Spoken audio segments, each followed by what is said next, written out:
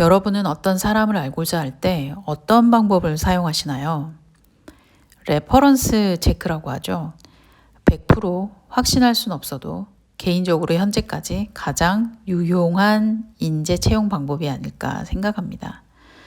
마찬가지로 한 나라를 이해하고자 할 때 주변 국가의 이해관계, 그리고 해당 국가에 대한 그들의 감정과 태도를 보면 그 나라가 조금은 보이는 것 같습니다. 그래서 오늘은 중국과의 관계를 통해서 본 베트남에 대해서 이야기를 해보도록 하겠습니다.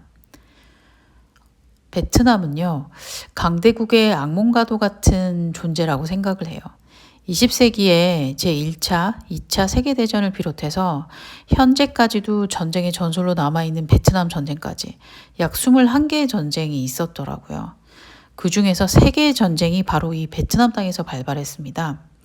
게다가 정말 놀라운 사실은 이 전쟁에서 베트남은 자신보다 훨씬 강한 세 나라를 이겼다는 거죠. 프랑스, 미국, 그리고 중국이요. 계란으로 바위치기. 이 말의 의미를 모두 알고 계시죠? 사실 베트남은 그들 강대국들 입장에서 봤을 때는 계란과 같은 존재였습니다. 다만 절대로 깨지지 않는 계란이라는 것을 아무도 예상하지 못했었죠. 안녕하세요. 고사우스TV에 오신 것을 환영합니다. 사실 이 동남아 지역에서의 중국의 영향력은 우리의 상상 이상으로 막강합니다. 그 와중에 어느 정도 독립성을 유지하는 국가가 나름대로는 베트남이 아닐까 개인적으로 생각합니다. 최근 중국의 시진핑 주석이 베트남을 방문하였죠. 그리고 운명 공동체로의 그 관계 격상을 원했지만 주때 있게도 베트남은 명쾌하게 아니라고 답을 했습니다. 또 반면 중국이 주도하는 AIIB, 아시아 인프라 투자은행에는 아주 적극적인 태도를 보이고 있죠. 이 베트남의 반중 정서는 우리 한국인의 그 반중 정서 이상인데요.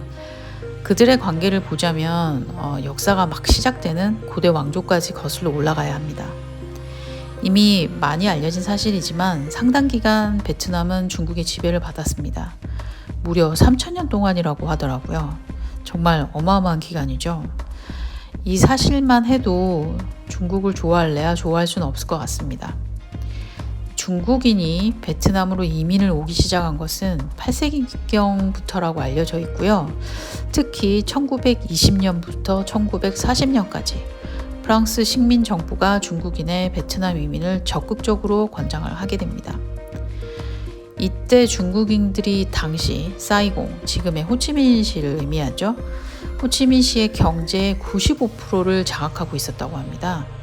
그리고 1979년 중월 전쟁의 발발을 이유로 베트남은 이 많은 하교들을 중국 본토로 강제 추방을 진행하게 되죠. 1986년 경제개혁 정책이 시작되기 전까지 이 남아있던 화교들은 엄청난 박해를 받았다고 알려져 있습니다. 이 식민지 시절 우리나라에도 친일파가 있었잖아요. 그런 것처럼 이 중국인들이 베트남인들을 수탈하는 우리나라의 친일파와 같은 역할을 했던 거죠. 뿐만이 아닙니다.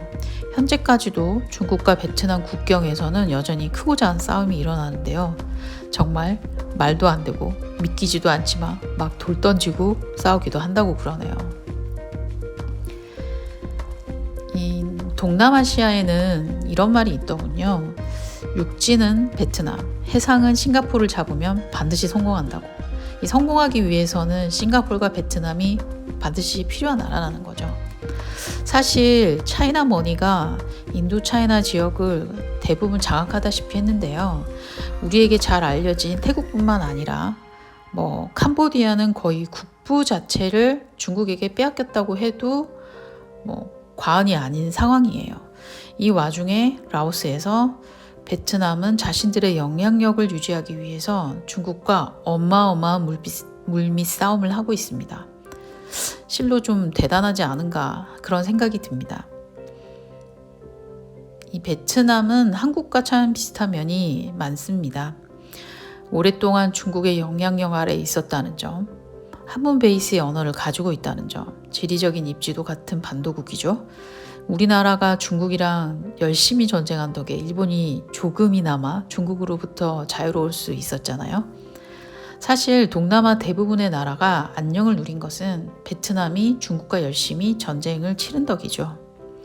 식민지 그리고 분단의 아픔도 겪었고요. 통일이 되긴 했습니다만 고질적인 어떤 반중 정서를 가지고 있다는 거, 그리고 차이나머니, 쉽게 말해 중국 경제 의존도가 굉장히 크다는 점조차도 아주 비슷하죠. 저와 함께 일하는 베트남 친구의 아버지께서 그런 말씀을 하셨다고 해요. 이 중국의 총과 칼은 어떻게 해볼 수 있는데 돈은 도저히 어떻게 할 수가 없다고요. 사실 가난한 나라를 착취하는 중국의 그 교묘한 수법을 보면 어느 누구라도 좋아하기 힘든 나라인 거는 분명한 것 같습니다. 세계 제2의 휘토류 매장량을 자랑하는 베트남도 사실상 중국 때문에 제대로 개발할 수가 없는 것이 현 실정이죠. 베트남의 자원을 원한다면 중국과의 협상도 필요하다는 이야기입니다. 이처럼 오랜 세월 강대국에 치였던 베트남은 그 무엇보다도 균형과 중도의 외교를 중요시하게 된 것 같습니다. 이것이 베트남을 굉장히 실리적인 외교를 하는 국가로 보이게 만든 원동력이 아닐까 생각하는데요. 어느 누구라도, 어느 국가라도 독점적인 이익의 형태를 절대로 허락하지 않는 나라입니다. 자신들의 애정을 몰빵하지 않고요. 어떤 좀 실리적이고 독립적인 그들 관점과 태도를 계속 유지하려고 노력을 하는데요. 아무래도 오랜 세월 중국과의 악연에서 얻어진 교훈이 아닐까 하는 생각이 듭니다. 베트남과 관련하여 궁금한 점이나 제안 사항이 있으시면 아래 고정 댓글의 링크 확인해 주세요. 고사우스TV였습니다.